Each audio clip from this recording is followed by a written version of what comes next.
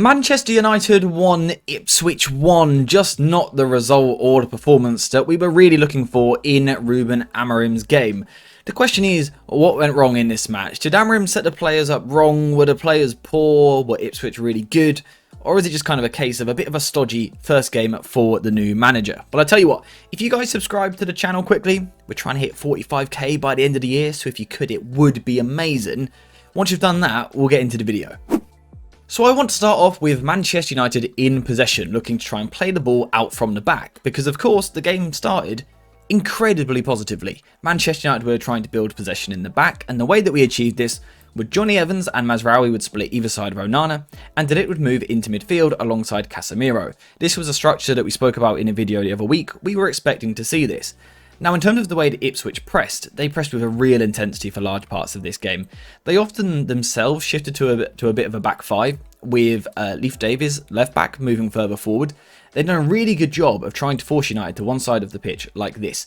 But what I loved about United, particularly early on, was how calm and composed we were from the back, and particularly the fact that we stuck with trying to do this. There have been situations in the past where we've really resorted to the long ball, and of course we did do that at times in this game. You have to.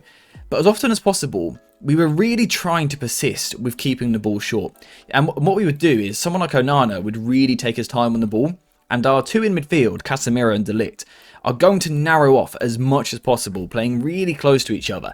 And what we're trying to do is get the Ipswich two to play really close to each other.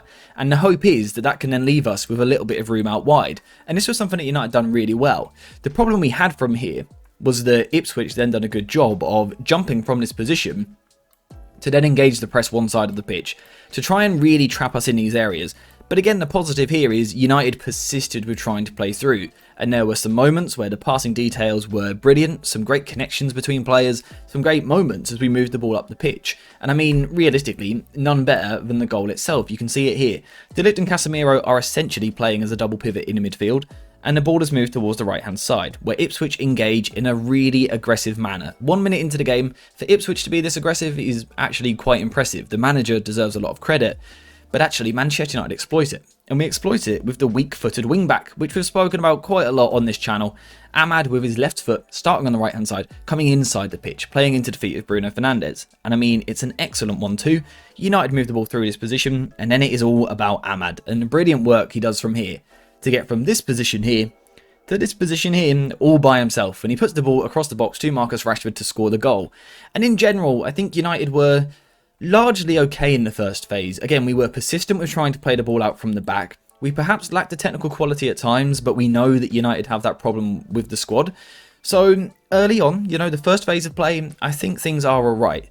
The next phase was where there was a bit of a surprise. And speaking of surprises, look who has sponsored this video today, surpriseshirts.co.uk, who are very kindly giving you guys a massive 15% off this Black Friday if you use the code AJ at their checkout. If you want to get a shirt for yourself, all you need to do is use the link in the description down below.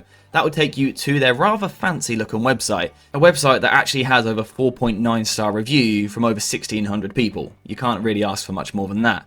Once on their website, things are really straightforward. All you need to do is click the box that you want and add it to your order. Wait a few days and then your shirt will arrive just like mine. After that, it's really simple. Open your box, take off the seal, unpack it, enjoy some sweets, and then reveal your lovely, lovely shirt. This is the one that I got. It was certainly a surprise. It's not the one that I would normally go for, but to be honest, I absolutely love it. I really should have ordered two because the quality of these, the surprise of the whole thing really is amazing. So I recommend that you guys check this out using the link in the description down below.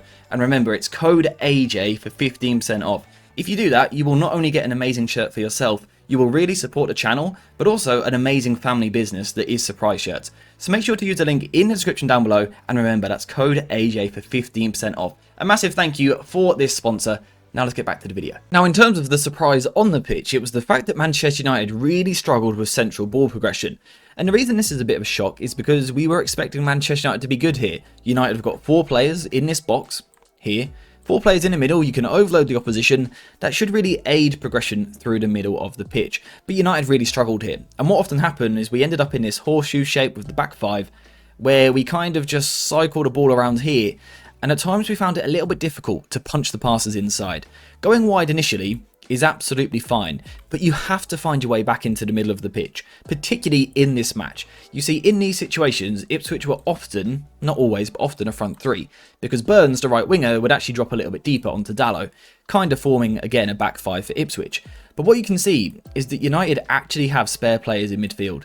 At times, it's a 4 versus 2, and even if one of the Ipswich centre-backs steps out, United are still actually 4v3 in these areas. So what United needed to do, really needed to do, was move the ball wide initially to someone like Mazraoui or Ahmad, and then try and punch the ball back into the middle of the pitch, because this is where we've got the tactical overload. Amorim has set us up in a system to try and target this area of the pitch. We've got 4v3, 4v2. This is where we should look good and be attacking. The problem was we didn't access that particularly well at all, to be honest. Christian Eriksen, great ball player, but did he really show enough for the ball? Perhaps not. I want a little bit more from him. Casemiro, a poor game on the ball. Again, just moments where he's a little bit too direct. Perhaps that's old habits coming into play. I'm not too sure. But moments where he's a little bit too direct when he just needs to be keeping the ball. But also, you can just tell he's not comfortable playing on the half turn, back to goal. It doesn't suit him. And the profiles in this area just didn't quite work. Is Garnacho the player that you want to receive in a tight space? Again, probably not. So a lot of this is personnel based. In terms of structurally, tactically, Amorim has got the players into a nice position here. The structure looks good. We've got an overload in the middle of the pitch. The problem is the players we've got there, and this is a similar problem to what Ten Hag often had at the club. Now, we can't criticise Amorim too much for this, but also we can't criticise the players too much, because we are low on options at the moment. We've got a few players currently out injured or only just coming back. We are a little bit limited, but it really made it stodgy for United on the ball. And ultimately, the only really reliable method of ball progression was out wide, the combinations. You know, Ahmad, Bruno, Mazraoui, those three together looked quite sharp, quite good. On the other side, I can't really say the same. I think Johnny Evans, Dallow, Garnacho struggled to connect. Dallow had a few moments where he looked like he could perhaps kind of burst with the ball, move forward past his man, but it was inconsistent. Johnny Evans had a poor game on the ball, which Amorim wouldn't have wanted. And Garnacho as well just struggled to get into the game because those around him weren't playing particularly well. And it just meant that on the ball, United always had a threat, right? Because when you combine, when you knit it together well, you have attacking moments and you look great. United had some really nice transitions where Garnacho races in behind, but perhaps just lacks that energy to get there. There's a moment where I think Rashford should do a little bit better in the transition. Højlund looked good in the channels when he came on as well. But generally speaking, United just struggled to get the ball through the middle of the pitch. And despite bright moments, it was a little bit stodgy out wide, and we lacked a real goal threat throughout the game. So on the ball, a little bit disappointing, and we can see some of the problems there. How about defensively? Now, in terms of defensively, the approach to the off-the-ball game, a lot of people are saying that Manchester United were incredibly passive in the press and didn't want to engage high. Personally, I don't really feel that was the truth. There were moments where United forced Ipswich long, and the way that United looked to do that was using a sort of diamond press at times. Marcus Rashford and Bruno Fernandes could be the front two. Garnacho may drop a little bit deeper out wide. Ahmad moves into this sort of position here. Eriksen steps a little bit higher. We've then got Johnny Evans ready to engage in midfield, and Dallow has also tucked around a little bit deeper. There were moments where United pressed in this shape and were quite aggressive, and at times forced Ipswich to play long. The problem actually came for United when Ipswich were a bit more confident and actually wanted to play the ball through the lines. You see, Manchester United are picking their moments to try and turn this into an aggressive man-to-man press. The problem was ultimately, again, if we look at the personnel, there's some players there that are going to struggle with a man-to-man system. Is Christian Eriksen a player that can reliably win 1v1 battles these days? No, he's not. Even in his peak, he wasn't that sort of player. Casemiro, does he have the mobility to consistently win 1 versus 1 battles? Not at all. But the big one was Omari Hutchinson drifting to the right as Ipswich moved into more of this structure. Omari Hutchinson getting into these spaces with Johnny Evans trying to get tight to him. Now again, in terms of the system, it's not too bad. United have forced Ipswich into the right area, and the trigger is there to win the ball back. It's actually a good pressing structure. The problem is, again, individually, if you can't win your battle in a man-to-man system, which we played at times, then it is too easy for the opposition to move past you. You know, if Johnny Evans gets caught out, now Hutchinson drives at the back line, now we're suddenly in a world of bother and we've got a lot of problems. So again, I think there was an issue in terms of personnel here. We didn't have the best players to choose from. It gave us a bit of a weird starting 11 that we spoke about in the stream. Of course, tactically there was still a bit of an issue as well. Generally speaking, whilst there were moments when we pressed well, I think overall it was a little bit too passive. The problem that we had was the front three didn't really engage particularly high. They didn't put too much pressure on the ball. What happens after that is the front three are sort of taken out of the game a bit too easily. And then as Ipswich move the ball forward, they kind of have a similar tactical advantage to what United had on the ball. And that is that they've got 4 players in this area that can receive the ball. The problem is, Ipswich done this a lot better than what United did. Ipswich were able to move the ball into these areas. Hutchinson was amazing on the half turn. And basically, they took advantage of the tactic we were trying to use. They just did a better job of it. They were able to move the ball into these positions. Hutchinson against Eriksson is an absolute mismatch. Again, when Evans tries to come out and engage him, he's just not physical enough. Ipswich defended really well with their physicality, their intensity, their combativeness. United couldn't match it. And of course, when you struggle to match a team physically, you're always going to struggle with winning a football match and controlling a football match in particular.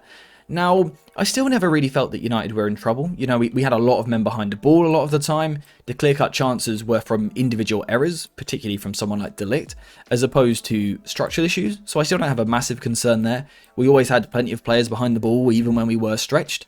And you will notice that when the personnel changed, the game changed. When someone like Luke Shaw came onto the pitch for Johnny Evans, this football match flipped on its head, and suddenly United took control. And the reason for that was because as we were pressing higher and Hutchinson was finding himself on the ball, Luke Shaw was much more aggressive, much more touch tight, and much more mobile and agile in the way that he defended. And this allowed United to win the ball higher. And if you look at the kind of the threat map across the game, you can see that suddenly Manchester United take control. And that's what we saw in the second half, a United team which dominated the ball, were pushing and probing, but had the same in possessions issues that we were discussing earlier. So all in all, for United, is it a catastrophe of a game? Absolutely not. It's the first game for a manager. It's never going to be easy. I think we were expecting a better performance. I certainly was, I have to tell the truth. But at the same time, we saw a lot of the teething issues that I spoke about over the past few weeks. We predicted these problems. United at times being forced just to cycle the ball around the back. We predicted that the other day. United struggling in the high press due to the lack of intensity of the players. We predicted that would happen, and we know when that happens, you struggle to control football matches. But with better personnel, as we saw towards the end of the game, you start to control the match more. So I'm not overly concerned about this game. It was a little bit disappointing, a little bit frustrating. We all wanted better. But I don't think there is a need to overreact. We saw some good signs. There was a clear idea of trying to play the ball out from the back, trying to keep the ball, move the ball through the thirds, but there was still that massive transitioning threat where we just lacked that final pass. And defensively, I think it was better. I think it was overall compact, apart from a couple of individuals just really struggling, but they aren't individuals that we see in this team in the long term anyway. So it's a bit of a weird game to kind of break down after a month of such hype and build up. Falls a bit flat on its face, really. 1-1, it's not a crisis, but it's certainly nothing to get excited about. There were positives in there, but also clear negatives and clear areas which Amorim has to work on. He needs to improve tactically, but also he needs to improve the players, or change the players perhaps. We'll see how we address that in the coming games. Now it's just on to the next match. We've drawn the first game. It's no big news. It happens under a new manager. Let's see what happens in the future. In terms of for today, we are finished there. Don't forget to check out that link to surpriseshirts.co.uk. Link will be in the description. And again, remember code AJ for 15% off. And also, if you could like the video and also subscribe, that would be amazing. But apart from that, we are finished. So thank you guys for watching. Hope you have enjoyed it. And as always, I'll see you in the next one.